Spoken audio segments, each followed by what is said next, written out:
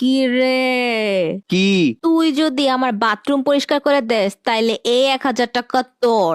যদিও তোর বাথরুমে অনেক গন্ধ, কিন্তু 1,000 টাকার লেগে তোর বাথরুম আমি পরিষ্কার করে দিব, সমস্যা নাই। তুই যদি ফ্রিজের সব পানির বোতল বইরা রাখস তাইলে এই আরো 1,000 টাকা তোর। বোতলে পানি ভরা কোনো ব্যাপার হইলো? বোতলে পানি ভরার আমার 50 বছরের অভিজ্ঞতা আছে, তুই কোনো চিন্তাই করিস না। তুই যদি আজকে সবগুলা গড় মুছস তাইলে এই সর্বশেষ 1,000 টাকাও তোর।